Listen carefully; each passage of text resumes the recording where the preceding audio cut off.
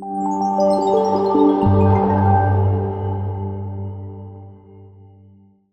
morning, everybody. My name is Nick Turner. I am a member of the WLAN Pi project, and I'd like to give you a quick update on where we are with the WLAN Pi. In our presentation, we're going to touch on the M4 Plus, the API, and the WLAN Pi Go. Quick introduction to the team. The WLAN Pi team consists of a group of people, 6 to 10 people, who contribute their time and energy into developing a device that's sort of half tool, half toy, but intended for Wi-Fi professionals to make their lives easier and give them a platform on which they can build Wi-Fi. It's a test bed for Wi-Fi things. It started in 2016 with Jerry, and you have all seen this slide before. But it's not just those guys on the slides in the pictures. There's also these individuals who are contributors, and there are also many other people who have spoken to us, come up with suggestions, people who donate their time, people who donate money to the project. If this is something that interests you, please get in touch. Okay, hardware. If you have a Raspberry Pi 4, you already have the hardware required to build your own WLAN Pi. All right? So this is the Raspberry Pi 4. If you download our image, which is WLAN Pi OS, you can burn that onto an SD card, put that into your Raspberry Pi 4, and now you have a WLAN Pi R4. If you choose to whack the screen and buttons and 3D printed fascia onto that unit, you have a WLAN Pi R4.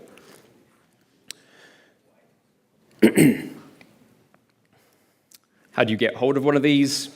Build it yourself. You can assemble all the pieces yourself, or you can grab a BYOP kit. That's bring your own Pi. Okay.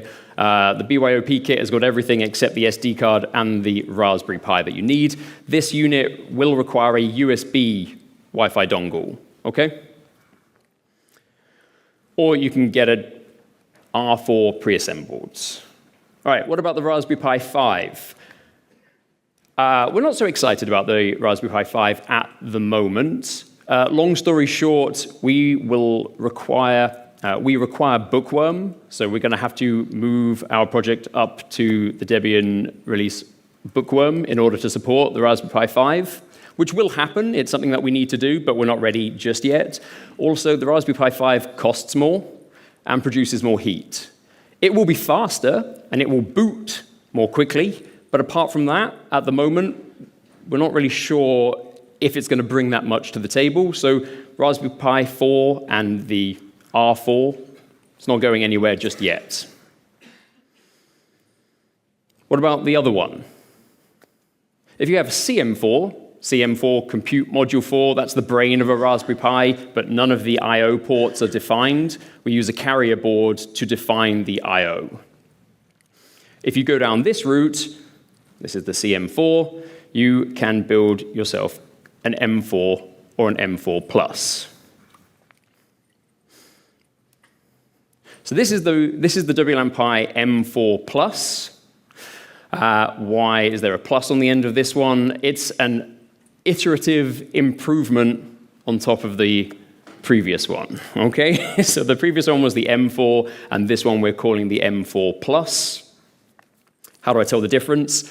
At the moment, there are only really two things to help you identify the differences. One of them is the color of the accent parts. So this, you don't have to be an expert in gray, but it does help.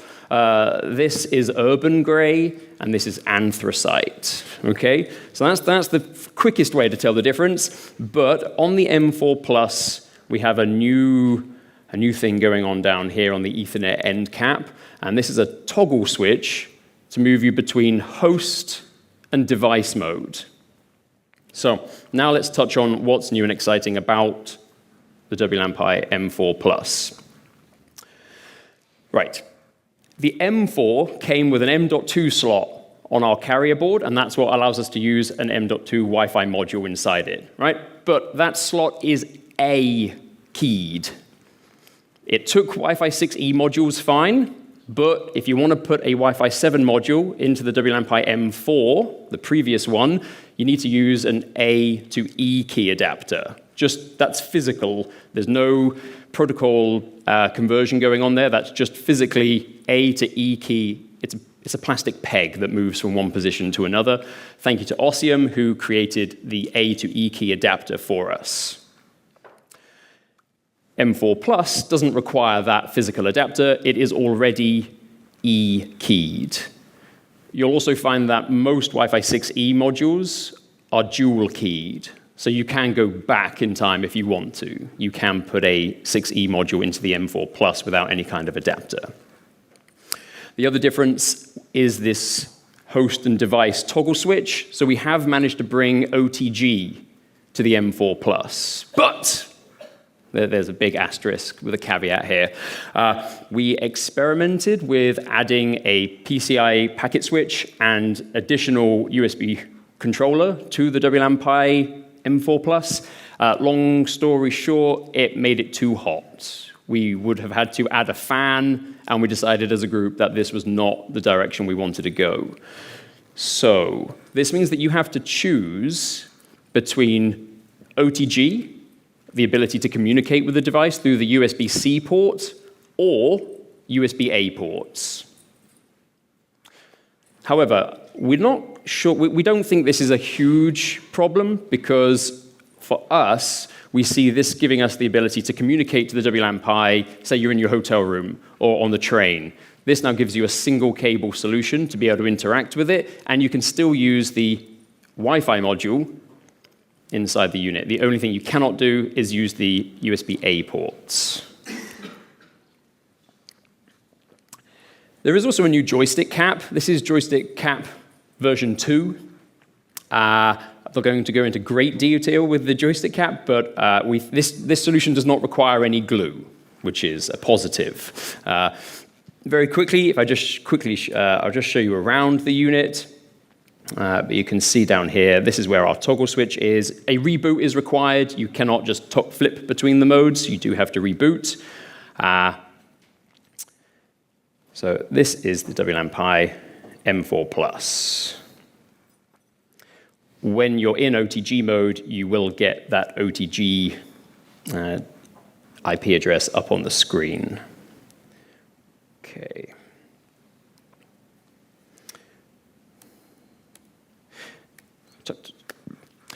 As of this conference, we have released WLAN Pi OS 3.2.2. And in this OS, we have now got update available notifications popping up on screen when you log in via SSH. There have been some tweaks to the FPMS as well.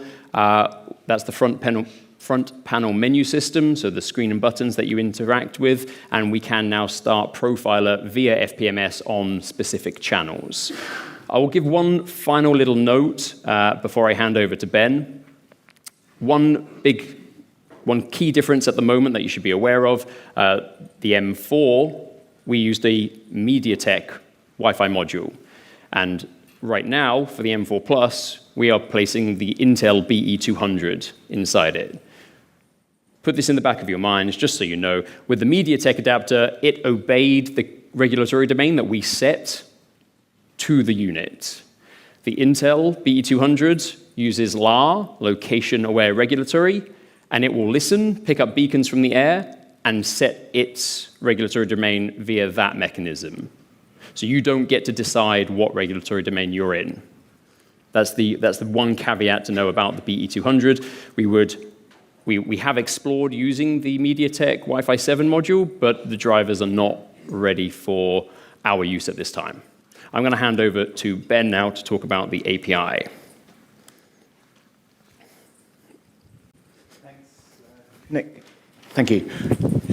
Okay, great. So as a community all working on the WLAN Pi, we decided to split this up, and I get the pleasure of talking to you about one of the features that a lot of the people in this room and in the wider community have been asking for quite some time, and that is to be able to remotely manage your Pi. Now, in the past, we've given you a web UI, and that's worked well, which is all good, but you can only do what we have then implemented. With the API, you're now going to be opened up to be able to do some levels of automation and remote control, and you can actually leave a Pi somewhere else completely and still access it for yourselves.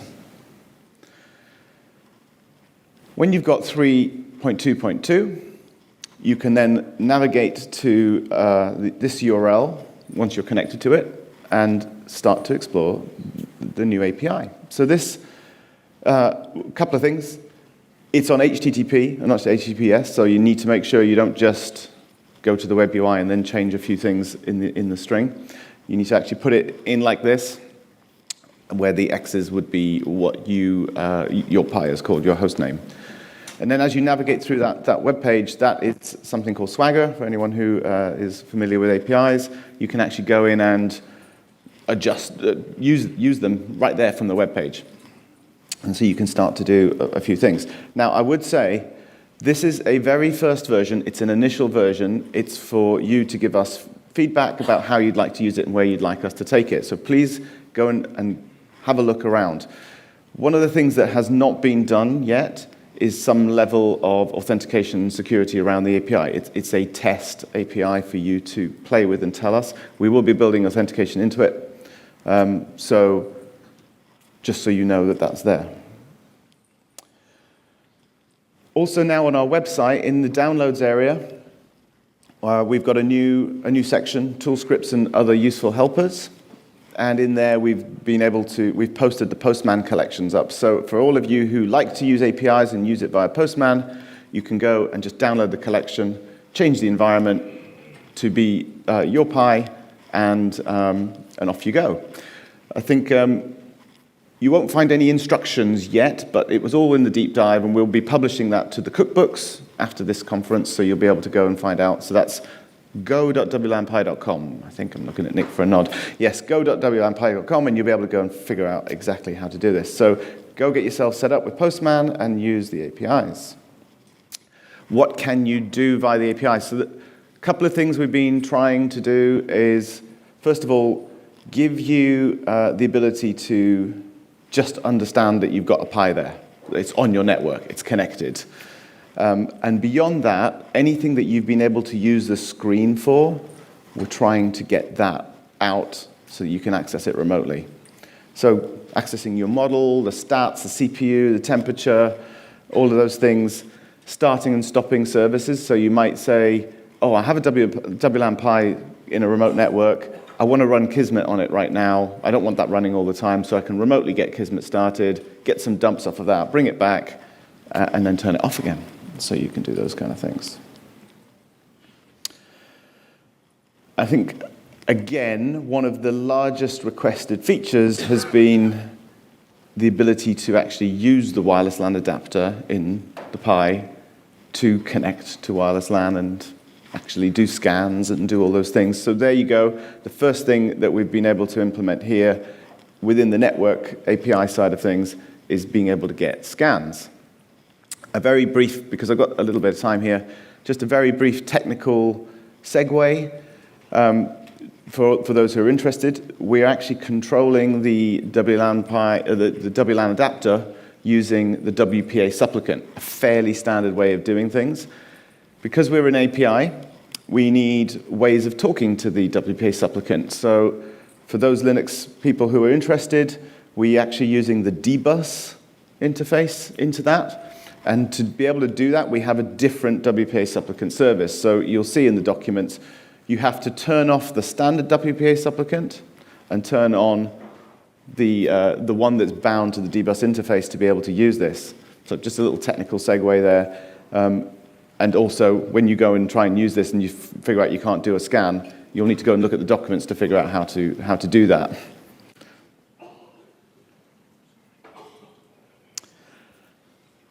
So, and then of course connecting to the WLAN network. So especially if you've left this thing remotely and it's part of a piece of test equipment you've left in the customer site, and because you're on a sort of a monitor and debug type of mission at this moment in time, you may want to make some changes and then check that you can connect, check that everything's correct. So via the API, you'll be able to connect to the network that you've got going on in that area.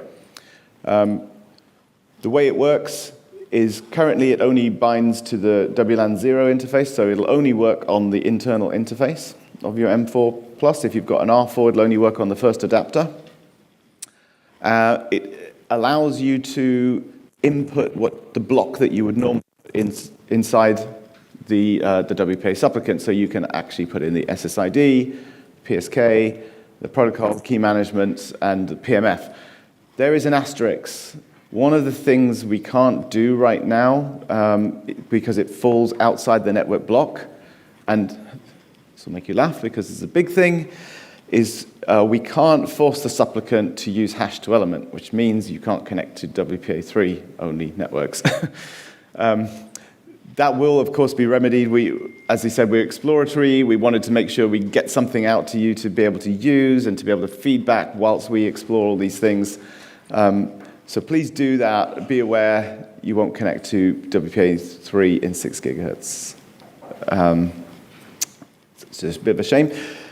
The thing also from a learning point of view, and I think a good debugging point of view, is we are providing the supplicant states out in sort of a nice time-stamped way, so you can see when you've actually tried to connect to your WLAN or to your network of your wireless network, associated, authenticated for handshakes. You can see those with timestamps, and you can see those delays and how long things took, and if something failed and it went back around the loop again. So that's something also that you might find useful.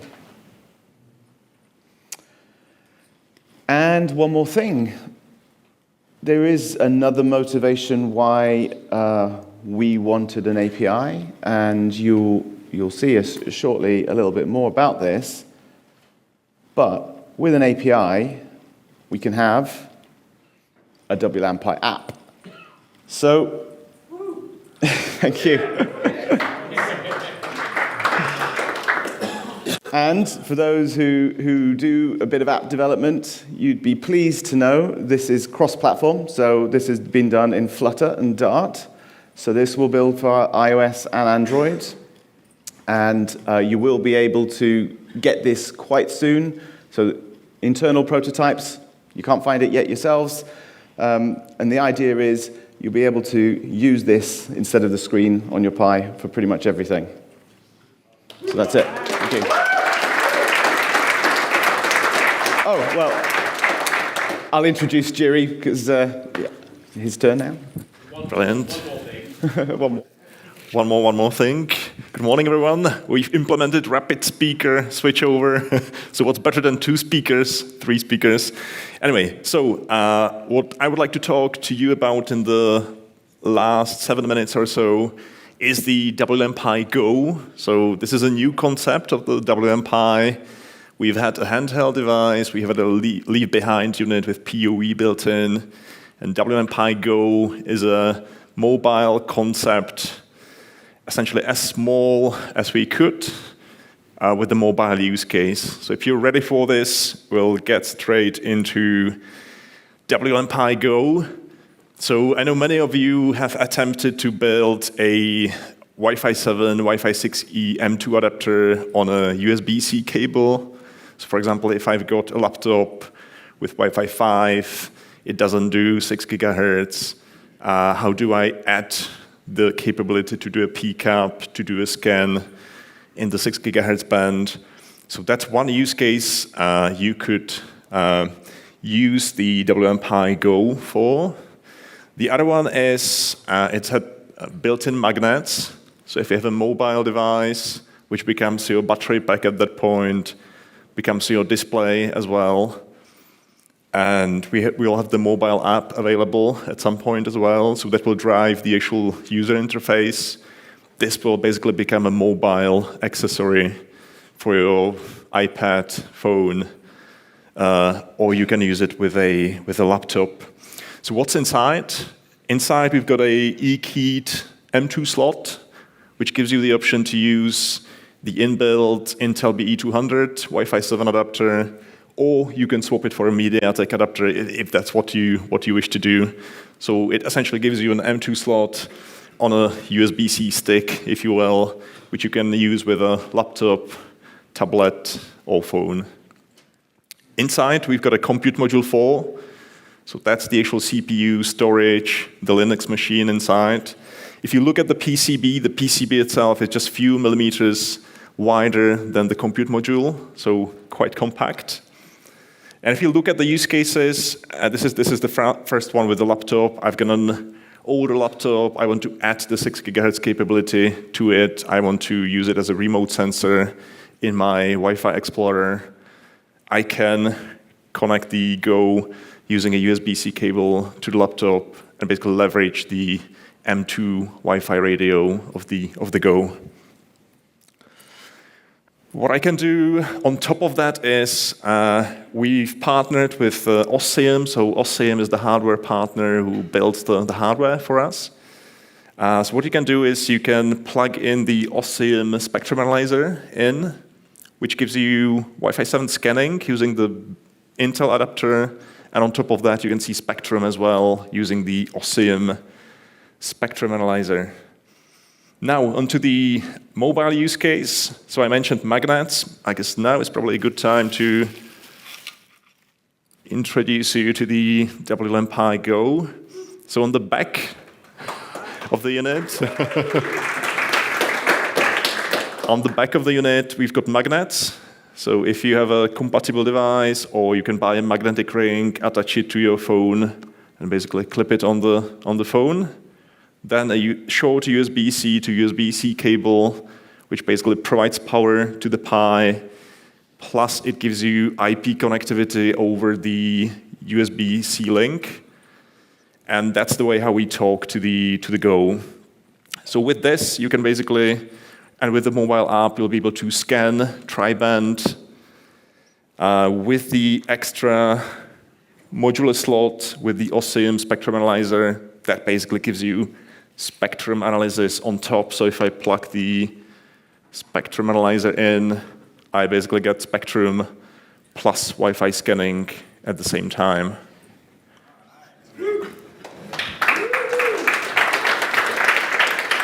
So that's a preview. This is a prototype. We would love for you to come to us after the session during the break. We've got the PCB with us. We've got the prototype unit.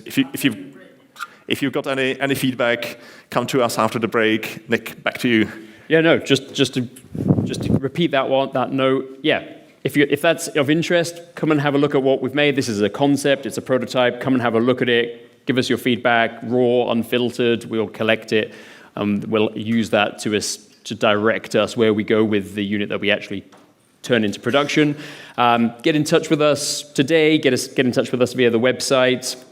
There is a Slack channel as well in Wi-Fi Pros, so that's a really good place to kind of reach out to the group of WLAN Pi users. If you want to support the project, get involved. If you want to support the project with money, then you can donate to the project at ko-fi.com. Those funds get used to buy prototypes and hardware for the developers, test out Wi-Fi modules. The cookbooks, each year we create the WLAN Pi deep dive for WLPC, and the labs from those eventually make their way into the publicly accessible cookbooks. So that QR code will take you to go.wlanpi.com. And right now, you'll see the labs that we made for the previous hardware models and previous WLPC conferences. That's it. Thank you very much for your time.